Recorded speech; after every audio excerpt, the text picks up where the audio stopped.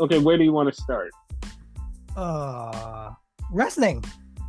Okay. NXT. This was the go home show to fucking Deadline. I I'm gonna be honest. Mm-hmm. I still have no fucking idea why this was the go home show to Deadline. This was so random. Like everything about this was random. And even like halfway through the show, I didn't even know that this was a go home show to Deadline. It was a couple of things on there that I felt were gonna like get set up for Deadline, but apparently it wasn't. Like the North American title. Yeah. It just was like everything about this show was just like really fucking random. Yeah. But like, yeah, this is a go home show to Deadline. And it started out with the 3-way. And the winner of the 3-way gets to be in the Deadline crossover Death of Spirals match. I don't even know what it's called. It's called a match of something. The Iron Survivor match. Oh, I was gonna say the Iron Lung match. Whatever. It's like going into this match, it was like Von Wagner, Chase versus Axiom, and it's like, oh well, we kind of know Von's gonna be their guy. Von's their guy. That's the one they want. He passes the airport test. He looks like the guy. Like it's obvious, right? Right? Yeah, it was really obvious until Axiom won. What the fuck? Like what? Like I was so confused. Like what? Like honestly, like I figured, like 100%, I'm with you. Like I thought it was gonna be Von Wagner. Second would have been Chase as a surprise. Never in my dreams would I thought Axiom. Yeah, because the bad part was like we wanted Axiom to win. That's why it was like never like, oh, it's gonna be Axiom. Yeah, we wanted him to win. Because in my opinion, he fits perfectly in this match. Exactly. Mm-hmm. So when he won, it was like, man, he perfectly fits in this match. But like, we had no faith that they were gonna put him over. They're like, nah. Yeah. So then we get the Creed brothers, Julius. Julius is in the back. He's in the trainer's area. And the trainer's like, yo, I'm going to clear you for your knee. And Ivy Now's like, his ribs, check his ribs. And he's like, yo, shut up. And dude checks his ribs like, no, they're inflamed. I can't let you wrestle. And the whole thing is Ivy keeps trying to save them from the fucking Indu share. Like, and then Brutus gets mad, like, dude, why'd you snitch? And it's like, bro, she's trying to save your lives. Y'all will never fucking understand that she's trying to save your lives until you die. Like if I was her, I would just let it happen. Like, fuck it. Y'all want to get like fucked up? That's on y'all. Exactly. But she keeps pushing them to say, yo, chill. And they're like, nah, fuck you. We're going to fight. It's like, God damn it, dude. Like, they're going to get fucked up. They're going to get fucked up. Badly, because ain't no way in hell they're going to be 100% for their match the way they're going. Yeah. And then we have gone fishing. I still to this fucking day have no fucking idea why champion and challenger decided to go fishing right before their big match. And nobody got thrown off the boat. Everybody, they just caught fish and laughed about it. What? It's like that movie. Damn, I forget the name. I think it's called Step Bros. Are we best friends now? Yep. I am so confused because it's like they're having a match. They're going to have a match. But you know, at the end of it, it's not going to be buddy. Like I don't know if we already said it or did I say it to you off the podcast, but fucking Apollo going heel after this. 100%, my opinion. I agree with you because this is just so stupid. Yeah. So Javier, Big Body Javi, is about to have a match. And before he can get to the match, the local talent is in the ring, and the local talent gets attacked by Indu Sheer. And Javi still comes out, and Javi's like, oh, wait, no, my hamstring, I can't do this match, I gotta go back. Javi is a bitch. 100%. Did they chase after him? Like, No. They didn't chase after him because the Creed brothers came out and they basically said, "Yo, we want to fuck him up." So then we get a Chase U thing, and Thea Hell wants to go wrestle, and Duke is like, "Nah, chill." And Chase is like, "Shut the fuck up. She's gonna go wrestle if she wants to. I don't care what you said. I'm in charge."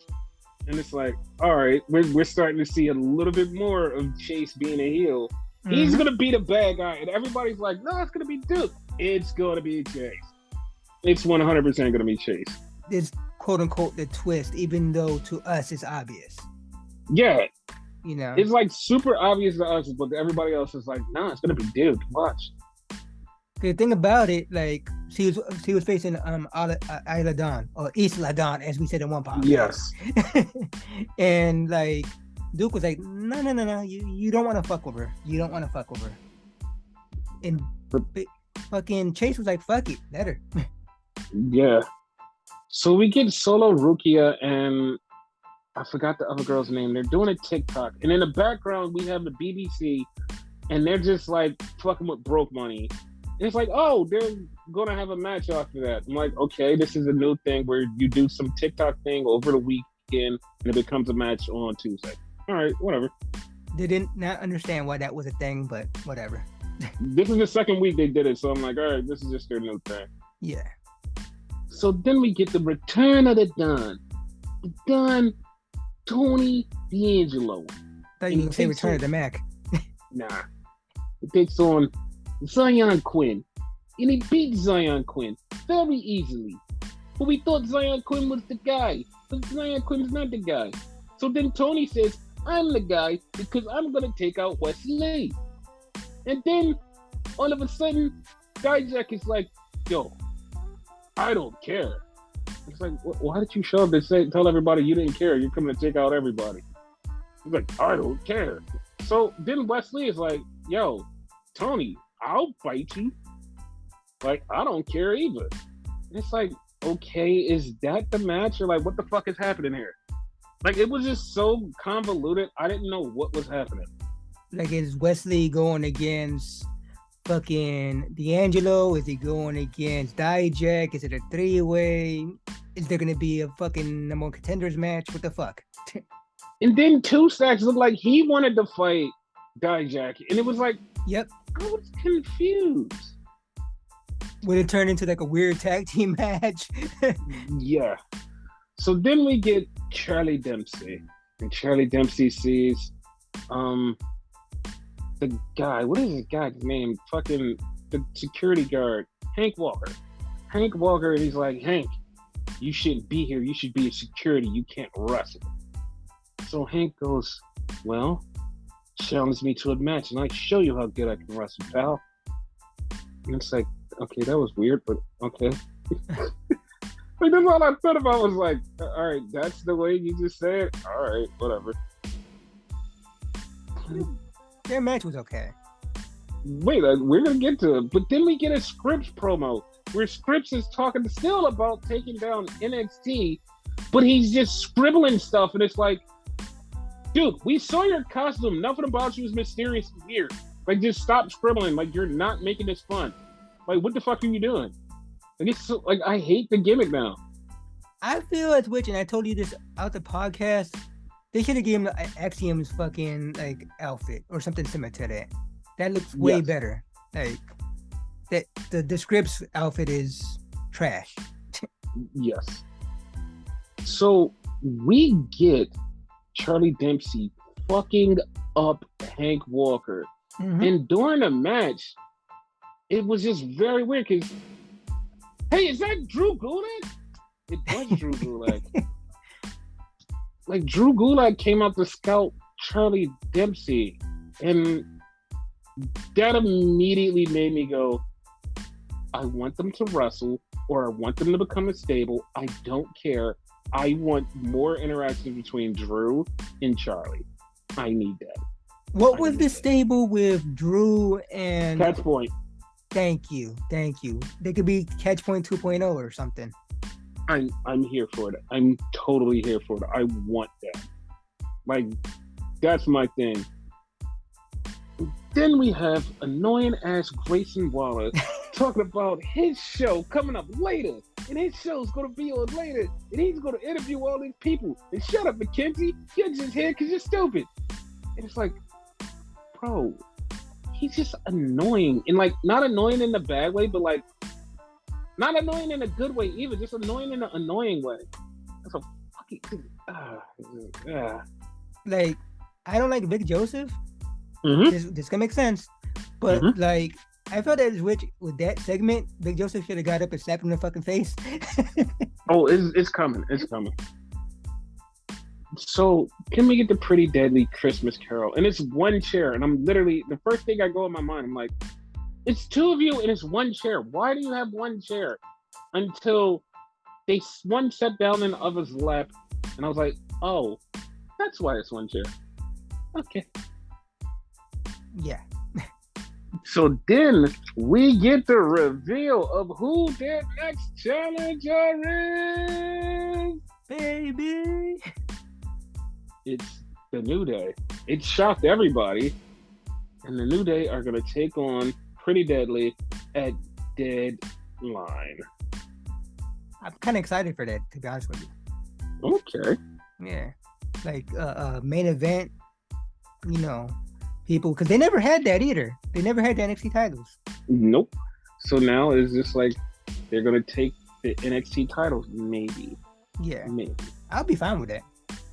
And it was funny because like Shawn Michaels actually said something in like the press conference that kind of made me go, because first off, one question was like, do you see like more main roster guys coming down and doing stuff? And he's like, yo, if they want to come down and do stuff, they can come down and do stuff. It's not a big restriction. It is what it is. Also, like if the New Day want to stay, they can stay. And it's like, oh, okay. And then later on, somebody asked them, was like, yo, what do you think about guys going up? Who do you see that's ready? And one of them names he just dropped was like, Pretty Deadly looks like they're ready. Like they could go up at any time. And it's like, okay, combined with both things that you said, it made me very skeptical of Pretty Deadly keeping the titles, because now it seems like, okay, you have faith that they could go on the main roster and be dope.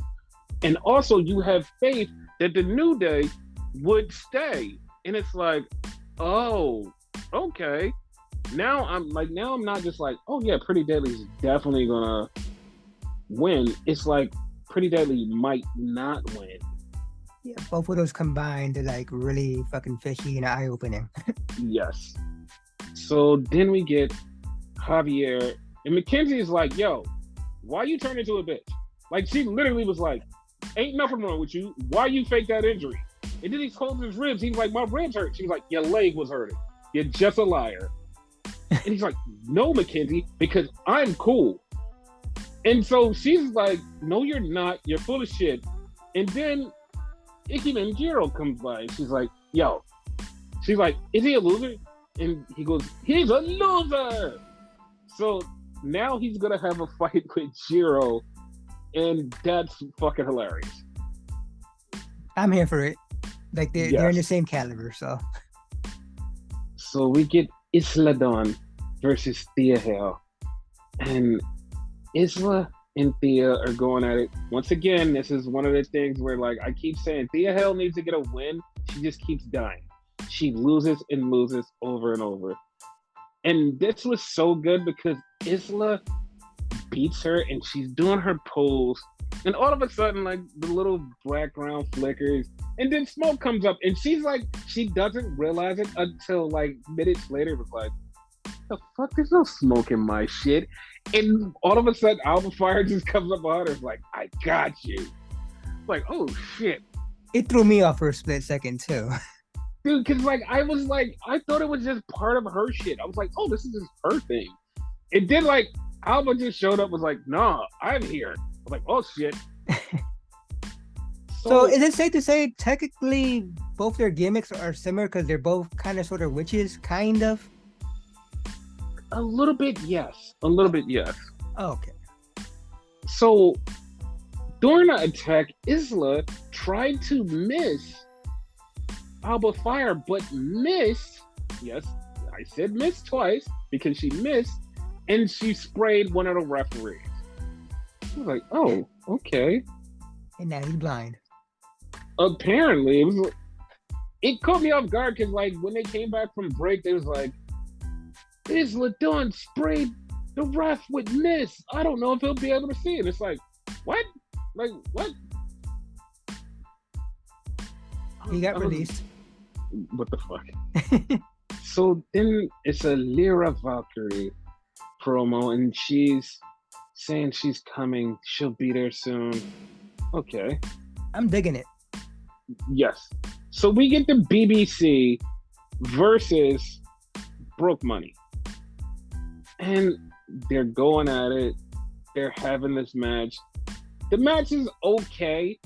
And then it turns into one of those fucking weird ass things where Broke Money gets distracted because horny dude sees a girl.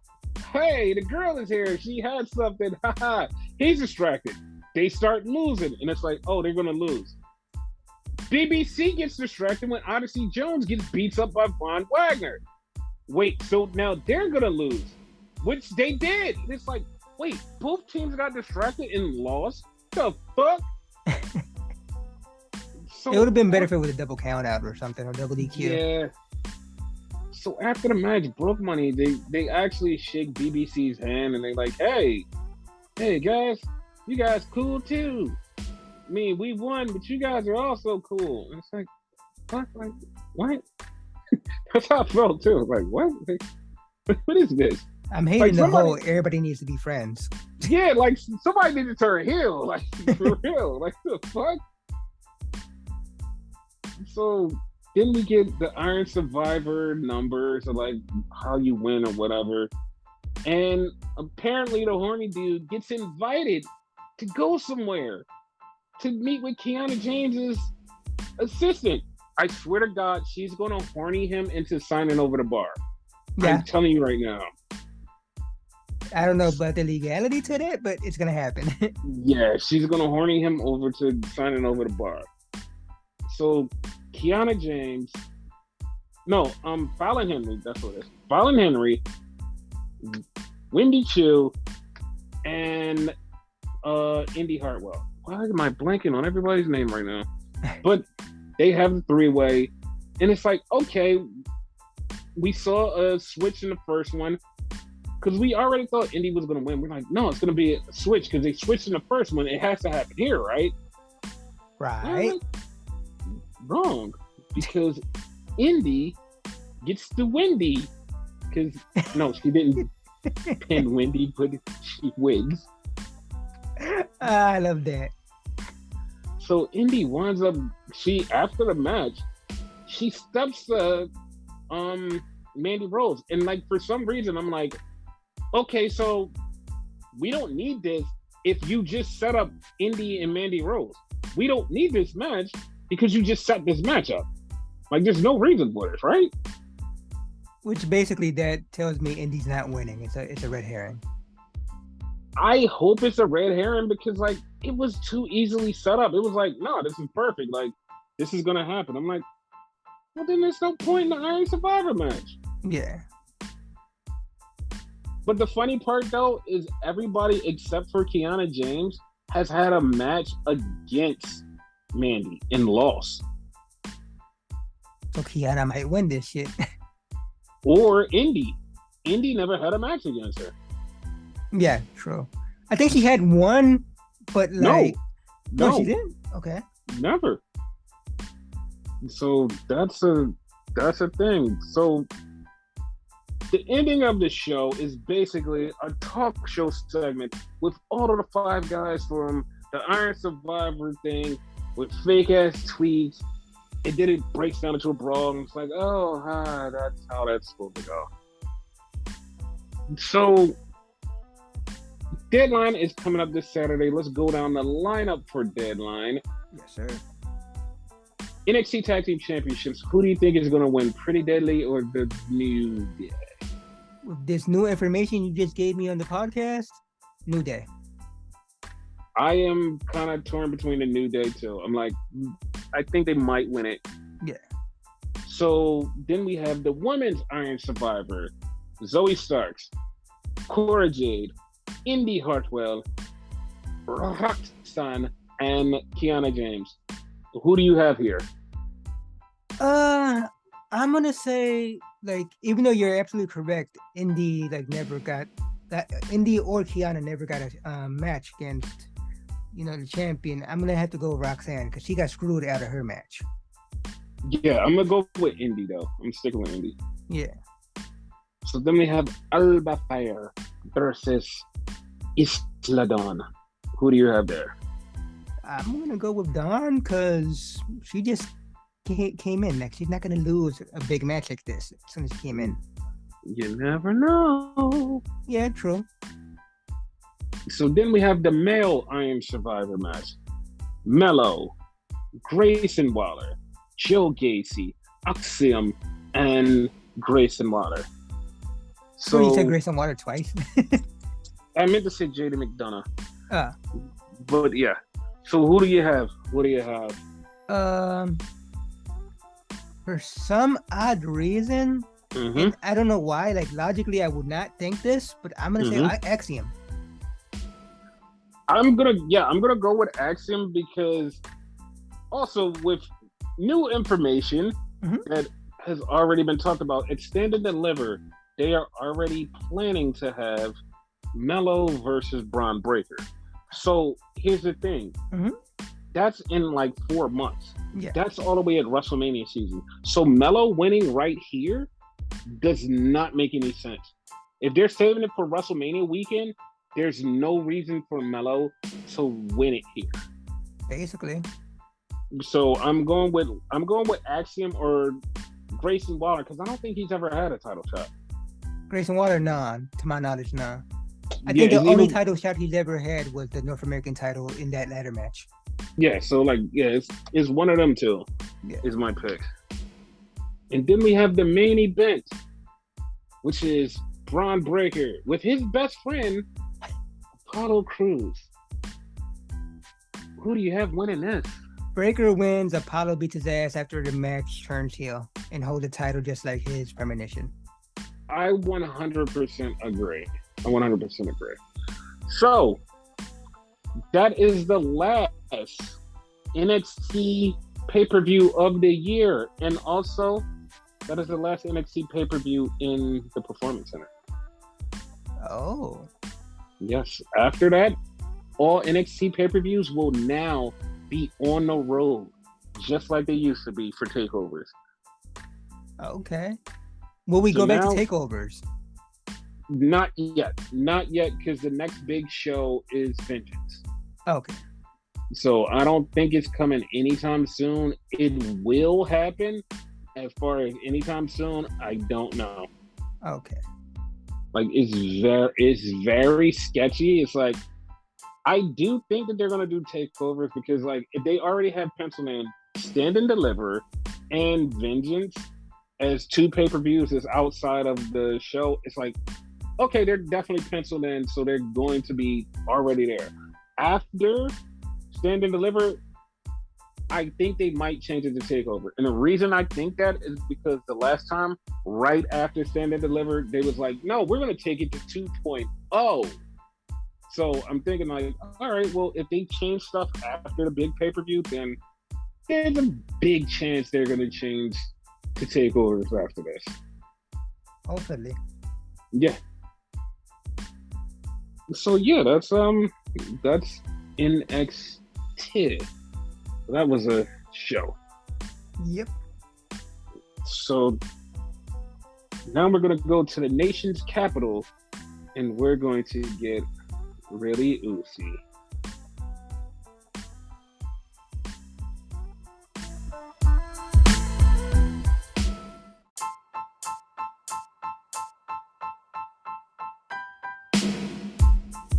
So Raw starts out with the Bloodline rolling up, and they're rolling up, and then all of a sudden, Matt Riddle drives by on a scooter, and it's what the fuck? It's fuck are you doing?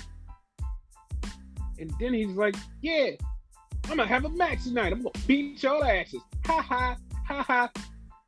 So it was like, all right, fuck you.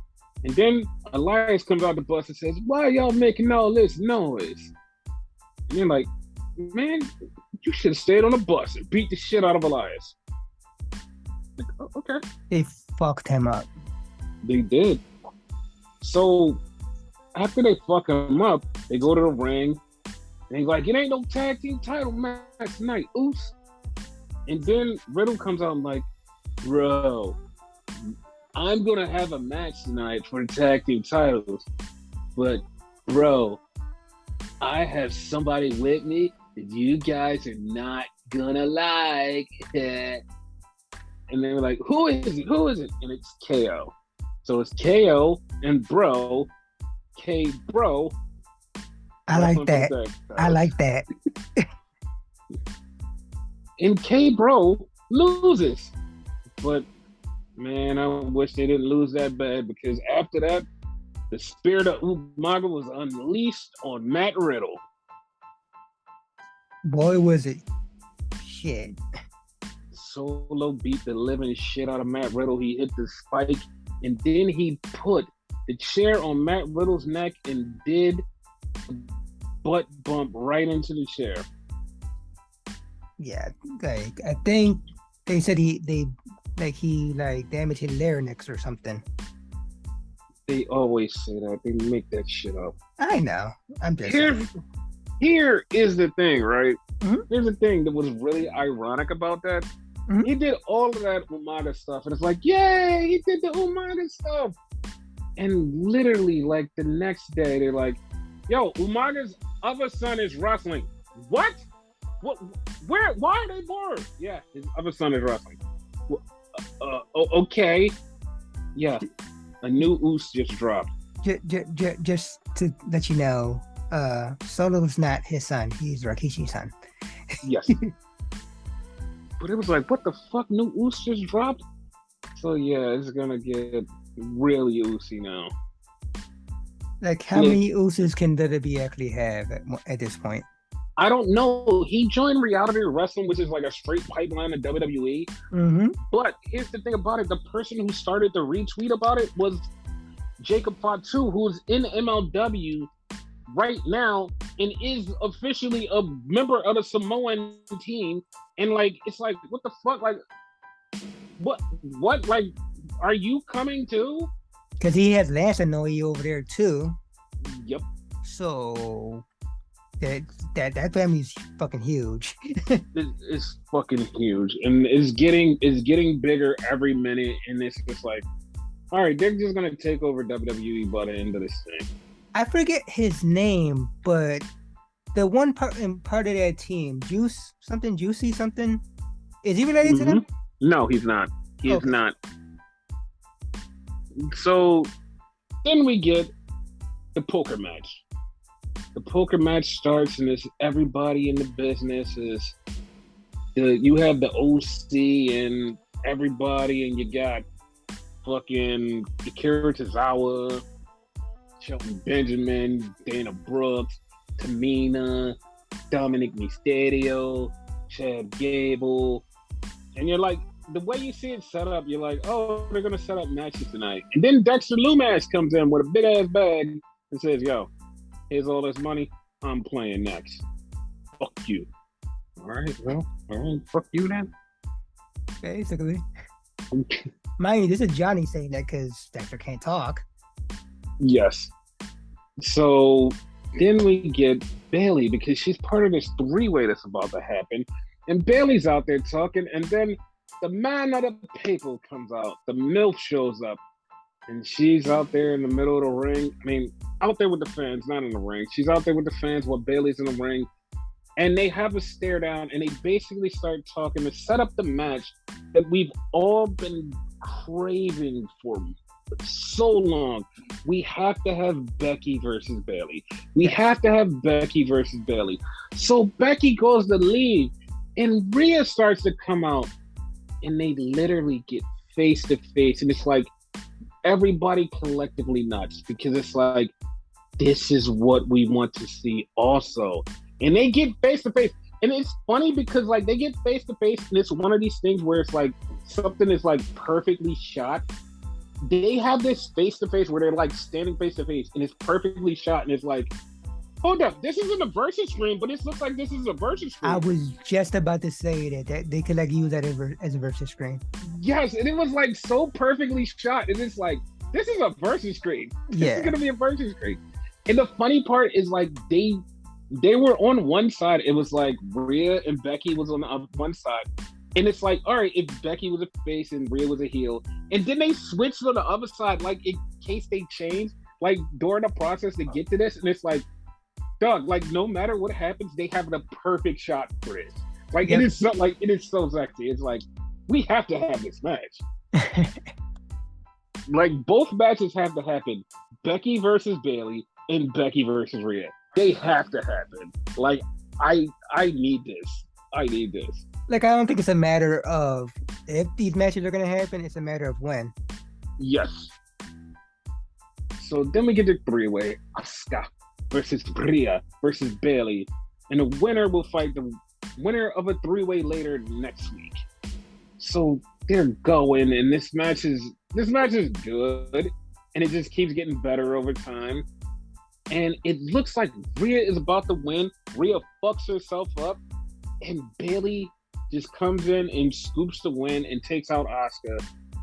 Bayley is now moving on to next week. But after the match, Rhea was like, fuck this, I'm angry, and beat the living shit out of Asuka.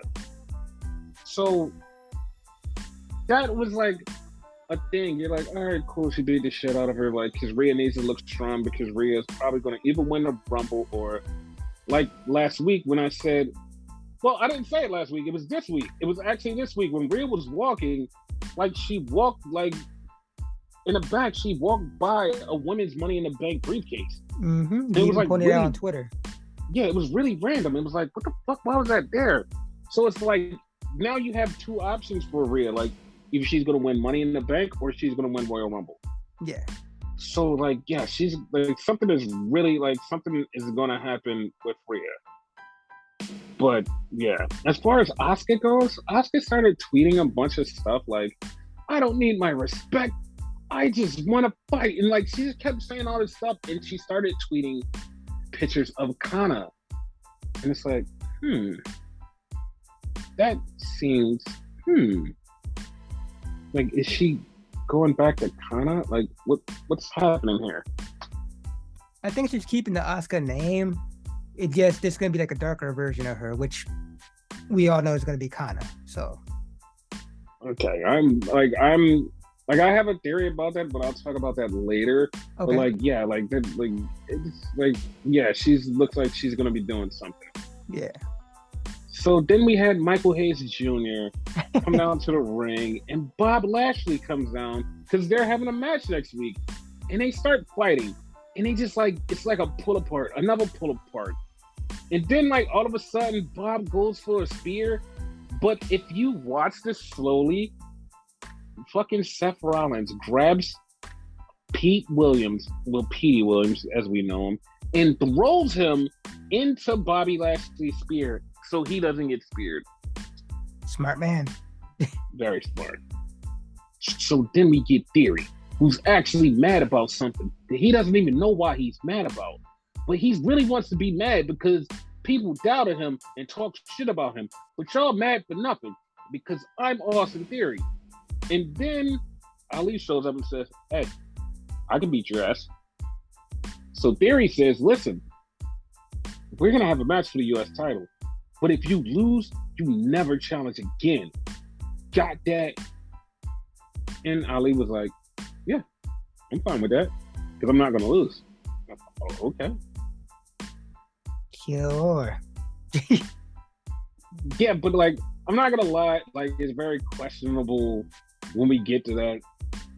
So we're back at the poker game and everybody's playing poker, and it winds up with the OC getting mad at fucking Chad Gable and bartender Capron, and then we see on the other side Dominic getting mad at fucking Akira Tozawa. and they start beefing, and they're like, "Hey guys, take that outside." So that sets up a match. You called it. Yes. So then we have Ali versus Austin Theory, and this match is going. This match is really good, Mm-hmm. and it's just so weird because it's like this match was going, and it was going so good. Like they had a botch spot, and like Austin Theory was supposed to like get Frankenstein off the top rope, and like it was a fuck up, and it was so bad. Like after the match, he even went back and he like profusely apologized to Ali. He was like, "I'm so sorry, I fucked up the spot. I'm so sorry. I'm so sorry." And Ali's like, "Dog, like you almost got hurt. Like he's like, it's not even a matter about being sorry." He's like, "Yo, are you okay?" And he's like, "Dude, I'm so sorry. I fucked up the spot for you." And he's like, "Dude," he's like, "I'm worried about are you okay?" He's like, "But I'm so sorry." Like, and he apologized. Like, they said Theory like at least apologized like a million times. He even apologized to like Triple H and the guys in the back. He's like, "Oh man, I'm sorry, I fucked it up." And everybody's like, "Dude, you fell on your head. Like, we understand that you're fucked up, but like, dog, like you don't have to keep apologizing. Like, it's cool." But like this is his push, so he doesn't want to ruin it, you know? Yeah. So the match ends when Dick Ziggler shows up and super kicks the shit out of Austin Theory. And Ali's like, "Doug, how the fuck, like my match, like how the fuck, man, this is my bag. Like, if I lose, I don't get a title match." He's like, "I don't give a fuck." So Dick Ziggler gets his ass beat by Austin Theory, and Ali also gets his ass beat by Austin Theory. So it's like nobody came out looking good except for Austin Theory. He won. Yes. So Miz wants to get in a poker game, and JBL's like, "You're broke." And I'm like, how the fuck is he broke? Because he gave dude $100,000. How the fuck is he broke? He's like, "No, you're broke, bitch." And he's like, "Well, take my watch." He's like, "That's a fake watch. Get out of here, Miz." And it's like, bro, how is Miz broke? Miz is a fucking multi-millionaire. How is he broke? Like, how is he broke by giving somebody $100,000? Like, what the fuck is he living on the streets now? That made no fucking sense to me. Maurice is gonna leave him and shit. Like, watch. He's gonna be fucking broke ass Corbin. That is so stupid. It's so stupid. When was the last time he had a movie role? 2004. I'm just joking. It wasn't that long ago. It probably was. That's the funny part. That's fucked up. So we get Bartender Cabron and the Alpha Academy versus the OC.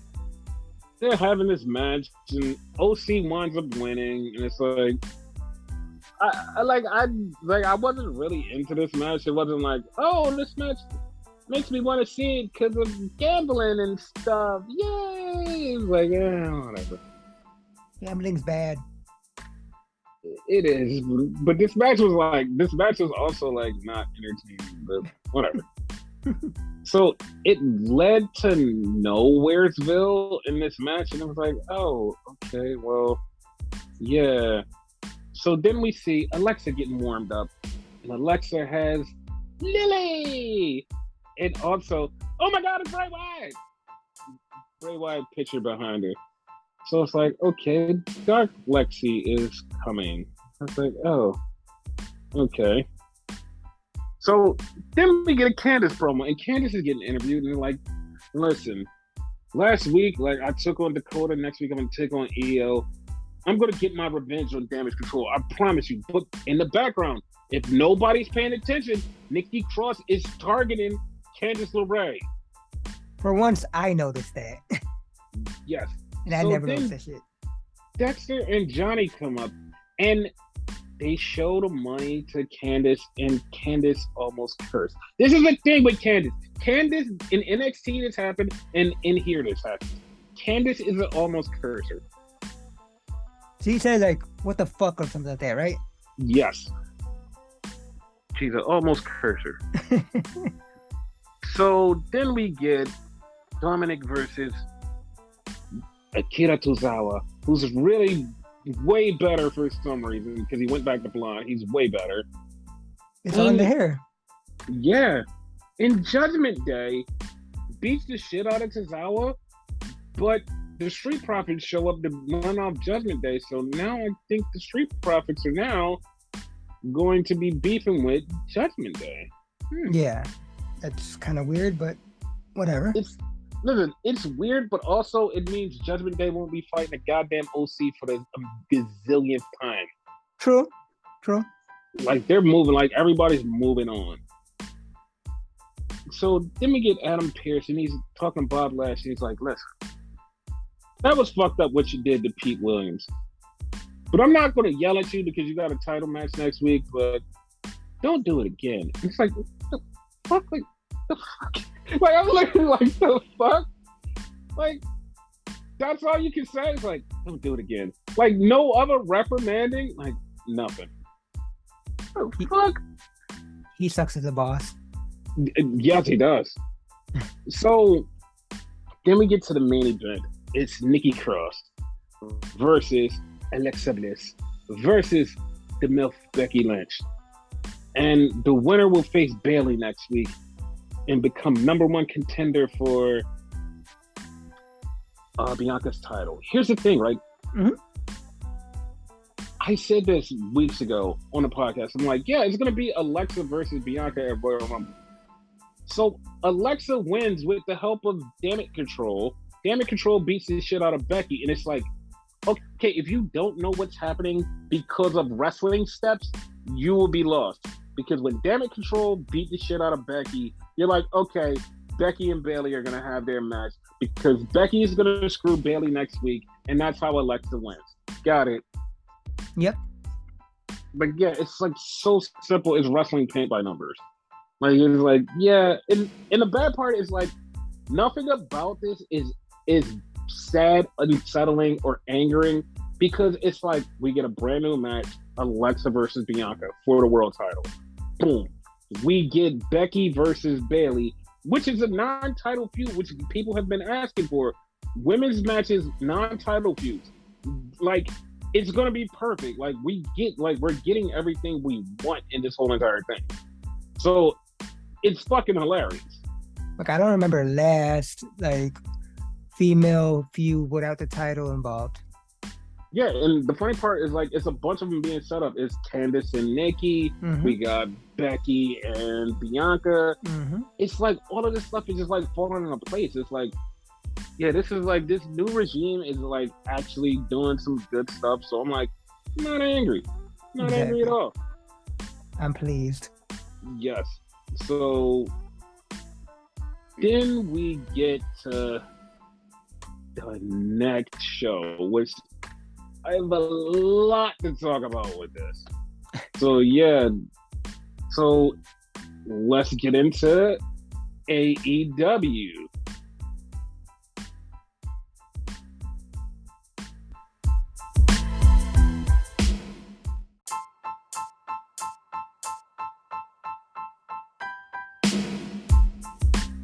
This show, my God. This show. Adios mio? Yes. And the first thing I want to say is you can go back to our very, very, not even our very first podcast, but like our first couple of podcasts, and you will 100% see that I literally called this. I said, this thing is going to happen. I said, this thing is happening. This thing is happening. This is something that you need to watch.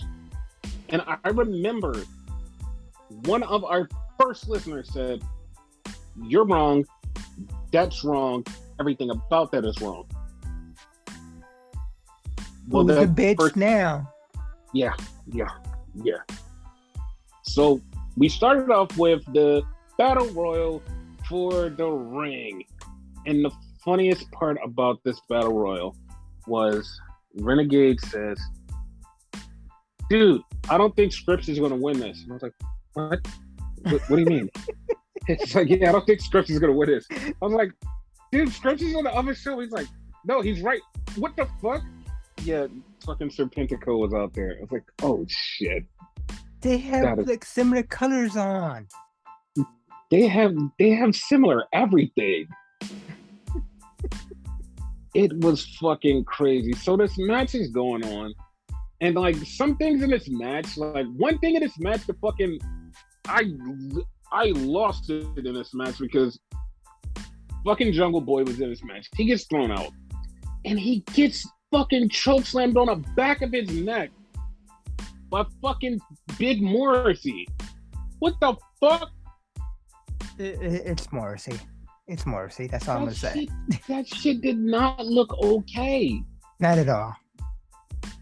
So Skip Sabian and Orange Cassidy were beefing, setting up something for them down the road. And Dustin Rhodes looked like he was going to win. He got screwed. Matt Hardy and Ethan Page was beefing.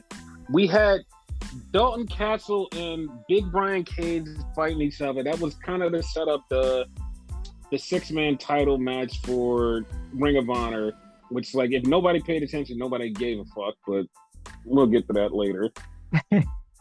So it comes down to Ethan Page, and Ricky Starks. And Ricky wins. And Ricky's standing in the ring. He's in his surrogate hometown, which is Austin, Texas. He's from New Orleans, but he's an Austin, Texas boy. He brought his mama house and he came to Austin, Texas. So yeah, he's in Austin, Texas. So then MJF comes down and MJF cuts this promo. And MJF talks about fucking Ricky Starks needs to go back to NWA on YouTube, and he's a chip off the rock. He's gonna call him Pebble. And Renegade goes, Ava Rain is in NXT. And I'm like, yeah. And the funniest part is, like, a lot of people won't get that joke because a lot of people weren't born when that reference was made. That's the funniest part. Like, a lot of people would just be like, yeah, like, I don't get why you call her the Pebble. Like, there is a reference. There's literally a thing where Rock had her, and the first thing he said was, since she's a chip off the rock, I'm going to call her Pebble.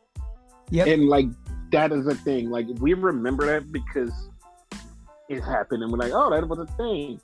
So, yeah. That's not who he is. So... He also mentioned Billy Corgan, which popped me, though. Yes.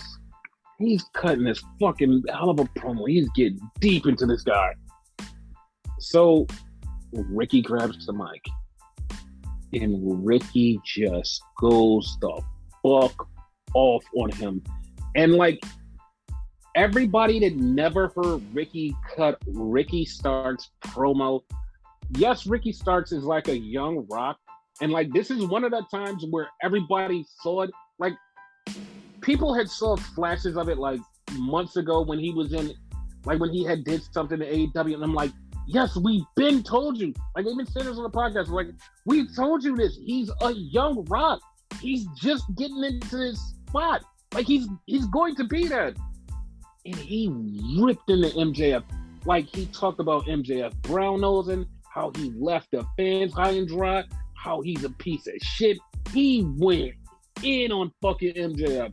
He tore his ass up. He destroyed him. Yes. And it was so funny how many people who never, like, paid attention to Ricky Starks, like, spitting, they literally was like, oh my God, I didn't know he was this good on the mic.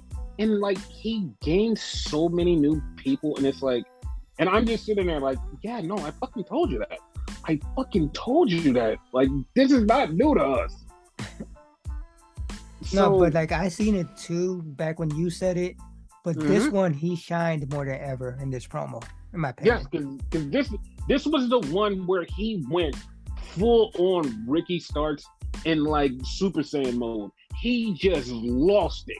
Yes. He just fucking lost it. Like, this was one of the promos, like, you're going to look back at this years later, and a defining moment for certain people's career, this is Ricky Stark's defining moment. Yes. This is it.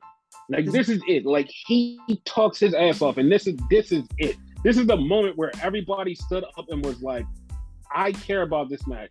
When is this match? Next week. Okay, that's way too fast. But we care about this match. It's going to be one of those things that's going to be on a DVD. Yes. Like, this is the birth of a superstar. Yeah. And I am just like I'm just so excited for this. So after that, Max can't even say anything. That's how you know you got your ass beat lyrically, when you can't say nothing, you just kick somebody in the dick. Which he literally did. Yes, he kicked Ricky in the dick, but Ricky bounced back and speared the living shit out of him. Beautiful and Ricky, spear. Yes, Ricky held up the belt, and it's like, yeah, we want that. We know we're not getting it because MJF is going to face Bryan Danielson, but yeah, like we want that. That's a thing. I'm gonna correct you with one thing, right? Mm-hmm. Not everybody wants that, because I don't want that. What I mean by I don't want that, horrible fucking belt. Give him the original. They're gonna give him the original after he wins. What? They're not gonna let him keep that. Hypothetically, because like I agree with you, he's not winning it. If he were to win it and he keeps that belt, no. Yes. So then we get John Moxley on his birthday. He's cutting a promo on Hangman. He's like, Hangman, I give you credit. At least you didn't come out there and talk. You came out there to fight. He's like, I don't know why you really think that you could beat me, but whatever. He's like, I'm here tonight. So he's like, you know what? I'm going out there later to help out my BBC brothers. And like, if you want to see me, you come out there and see me. He was like, okay. And like, at that point, I'm like, oh, Hangman's going to come out tonight and just beat up John Moxley. No. No. So this is the point where everybody grabbed their lube and put on their fucking BDSM masses, like pulled their tights up really hard, because this was death masturbation. Holy fuck. Like, I know I joke about it, but this was literally it. Like, fucking Samoa Joe, like, got put out of the ring, and Darby went for one of those Darby-ass jumping spots, and Joe moved. Darby went head fucked first on concrete, and literally, they were like, do we need to stop this match? Darby's like, no, get going. Joe kept fucking him up. Joe beat the shit out of him some more, power slammed him on the concrete. I don't mean just like fake concrete. He ripped up the mat, power slammed him on concrete. Once again, they're like, Darby, do you want to stop this match? No! Joe starts beating the shit out of him. At one point, Joe throws him in between the ropes. He hits the post, does a 3 fucking helicopter spin in midair, hits the fucking table. Security and the doctors run over to him, was like, Darby, I think you should save your life. No! And Darby just kept going. Darby comes back, gets this little ass flurry, and Joe just chokes him out to death. And I mean to death. Like, he's not moving at all. Joe just chokes him. And Darby just, it's over. So Joe's like, oh, you really wanted to die, huh? Joe puts down Darby's skateboard and muscle busters Darby on his skateboard. Not the regular way, the wheels up way. That had to hurt like a bitch. I don't care how tough you are. You have to cry after that. Yes, Darby loved every minute of this. Like, I can't believe he was in this match. I can. This man's insane. Yes. So then Wardlow comes down and he runs off Samoa Joe, and it's like, okay, well, yeah, that's a thing. So we have the backstage promo. And it's like, once again, it's one of those fucking things. It's Orange Cassidy and Kip Sabian. The fucking promo, I lie to you not, the promo starts off with, all right, you get a title shot. And Kip Sabian goes, wait, no, I'm hurt. He's like, okay, so you don't want a title shot. He's like, yes, I do. He's like, well, then you have got a title shot. He's like, well, since I can't wrestle, then I can pick somebody. He's like, all right, I don't care. You can pick somebody to get a title shot. And it was like, what just happened? This is gonna be like an ongoing joke with him. Like, I pray after he loses his title, he wins the world title. It's gonna be even funnier. dude, Orange Cassidy is just like so fucking wild with this. And like he just literally like it opens up, he gives Kip Sabian the title shot, and it's like, what? Like he's been doing this and it's just so random and I love it. This is like one of the things like a normal person would be like, this makes no sense. To me, I'm like, I fucking love this. This is great. Question, because like I don't remember it, and like you might have just said it, but like, yeah. Mm-hmm. Is this gonna be on next week's Dynamite, or is this? No, this is on Rampage. This is on Rampage. I was just about to say that. Rampage is gonna be awesome. I can tell you exactly who the person is. Okay. If you would like spoilers. And this person, it actually fucked me up because this person is Trent Seven. What? Yeah, it's Trent Seven. Trent Seven is the guy Kip Sabian called out. Like, Trent Seven is the guy. That's left field as a motherfucker. Like, I would say that, but also the fact that Kip Sabian is also British, that's why that makes sense.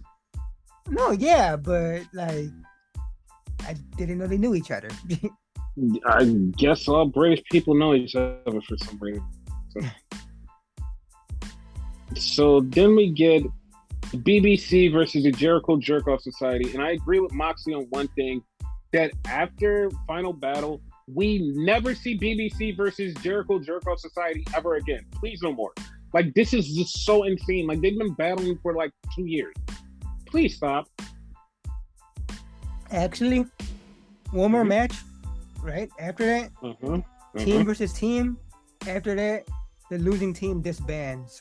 That way it could be permanently over, because you keep these teams together, eventually it's going to happen again. Okay. So then after BBC wins, Tony Schiavone comes out and was like, yo, listen, I got to tell you, son. What do you got to tell us, Tony?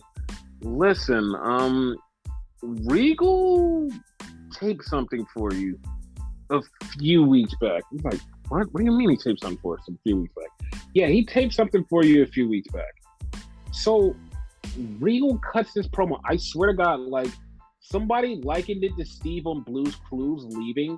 And I agree. It's one of those things where somebody is literally saying something about how much you've grown, but telling you, I have to go.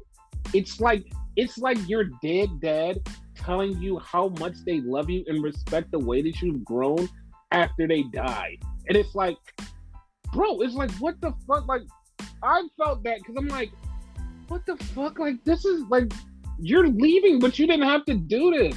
Like, he cuts this nice promo about, he says the reason he gave MJF the title was because he wanted MJF to grow up and take that dumbass responsibility of being champion instead of just being some kid that just does nothing. Now he has to be responsible and be a champion. So he has to grow the fuck up. He says he knows that Moxley and the rest of the crew can raise young Wheeler Yuta up to be a big man. And you guys don't need me anymore. And I'm gone. And it's like, what the fuck? That's how you just gonna leave? He also kind of said that the reason he gave him the title was kind of like screw him, because like he was the one going for the title. Now everyone's after him. So like, fuck you. Yeah, like I said, like he has a responsibility. Like, yeah. You got what you wanted. Fuck you now. Yeah, and then fucking Moxley goes, yo. He's like, yo, the BBC is there forever. And then he just leaves, and it's like just no-sold it. I was like, oh, okay, well, I guess he's no-selling it. So that was so weird. And I know people are like, oh, what's up with the Regal situation? So here's the thing. So Tony Khan's mom had a heart attack. And I know you're like, what the fuck? Huh? Yeah, Tony Khan's mom had a heart attack. So this was between All Out and somewhere between Full Gear. All Out and Full Gear, like between that whole time. His mom had a heart attack. So they were trying to take care of the mom and stuff. And she was in the hospital, and he gets a phone call from one of the execs and was like, yo, Regal doesn't want his next year option. And he goes, okay, cool. He's like, well, when I'm done with this, I'll think about it. So the mom was recovering again. Then the mom had a second heart attack. And she was in the Mayo Clinic. And for some reason, he got a phone call from Regal, and they had a 90-minute talk. And Regal was talking to him about leaving. And Regal said, I really want to go back to WWE because my son's there and I want to train my son and I want him to be a better man and I want him to get the training by me and have me in his life. And he said, Regal said to him, was like, you're going through the situation with your mom and you understand how family is. So do me the honors of letting me go with my family. And he said, you know what, Regal? I have to move some stuff around, but I'll let you go. So at the end of this year, you're gone. We won't pick up your next option, but you can't be on WWE TV for a year. And it's like, okay, cool. And it's like, all right, well, that's a thing. So he says he let them go, but he's going to finish out the rest of his storyline. And at the end of the year, Regal is free. And then he said, yeah, I did that. And then he got mad at Triple H for tweeting out the War Games thing because he's like, I felt like that was a sign of disrespect because you were throwing a shot because you know that he's coming back to you, but you were like kind of rubbing it in our face. And like we said on the podcast was like, he's basically saying that Regal is there. And like, yeah, but like a normal person, like a normal human, just like a normal fucking wrestling fan sees that and is like, oh, he's just saying War Games because they're promoting War Games. And it's like, okay. But like Tony and other people saw it as a shot of disrespect to AEW. And it's like, I mean, you could take it either way. Basically. Yeah, so like I'm like I said, I'm not mad, but like, you know, it is what it is.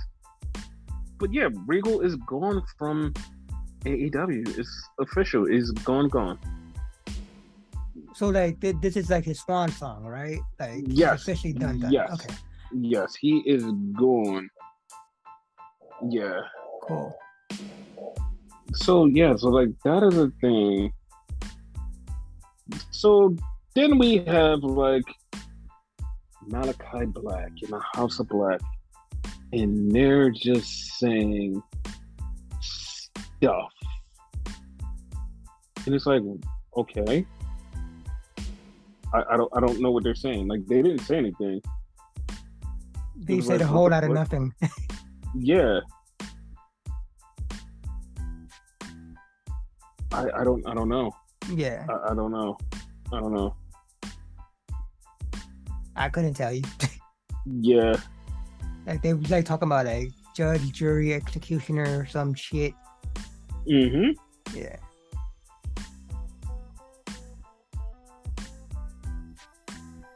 I don't know. I don't know.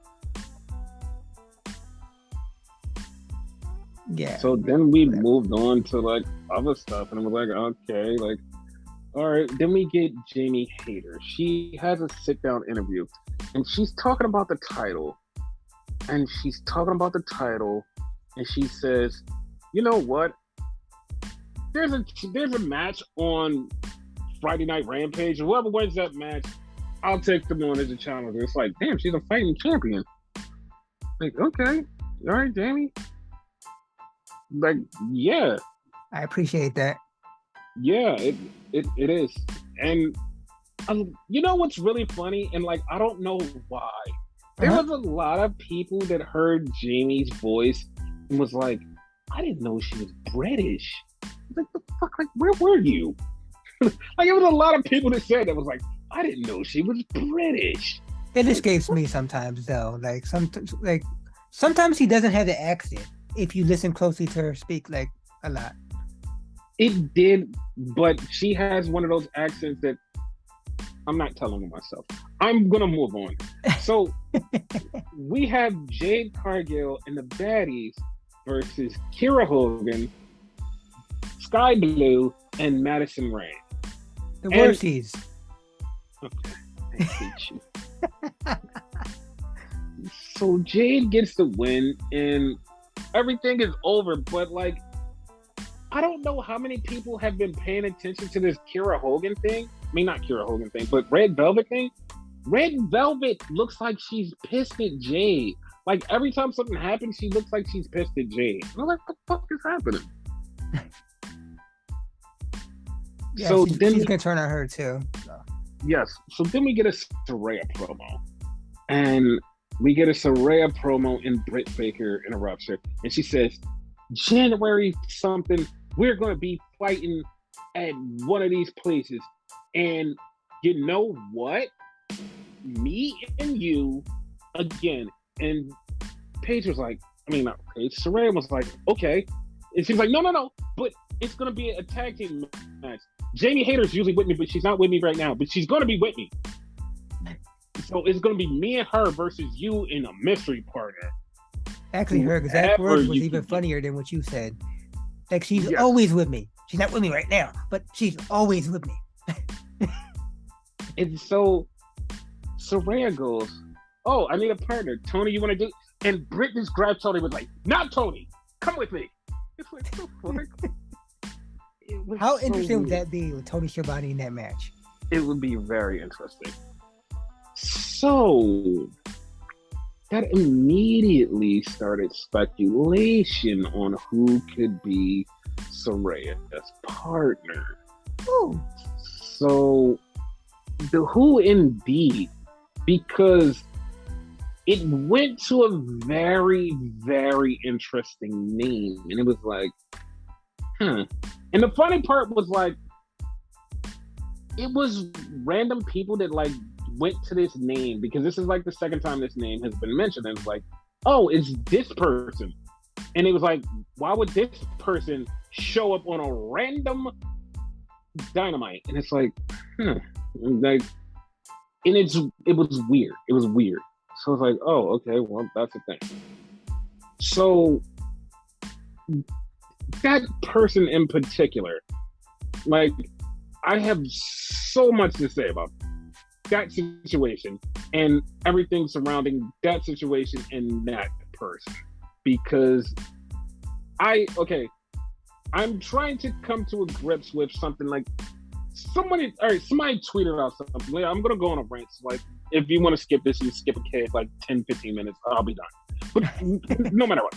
So somebody tweeted something, and this was like a couple weeks back, or like probably a week back, in anime, and it was like, you need to come to terms with gatekeeping stuff. And I was like, you know what?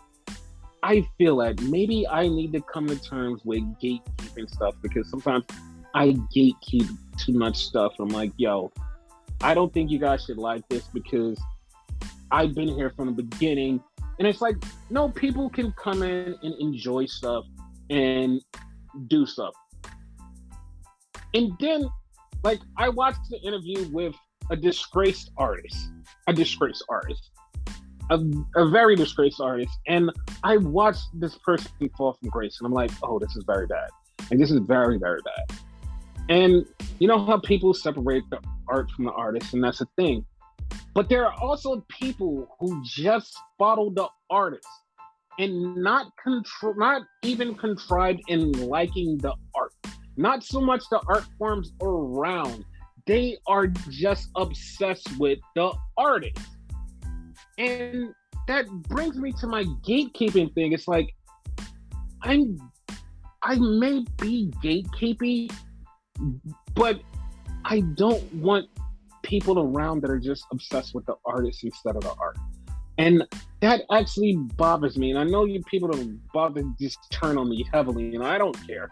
Like, I have so many friends that are obsessed with the artist instead of the art. They're obsessed with just the artist. Like the artist that paints the picture and makes the music. They're obsessed with the artist instead of the art.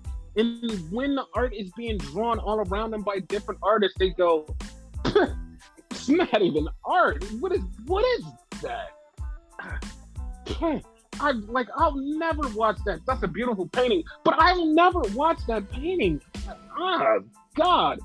When the artist does it, it's like, masterpiece, magnifique. And it's only about the artist.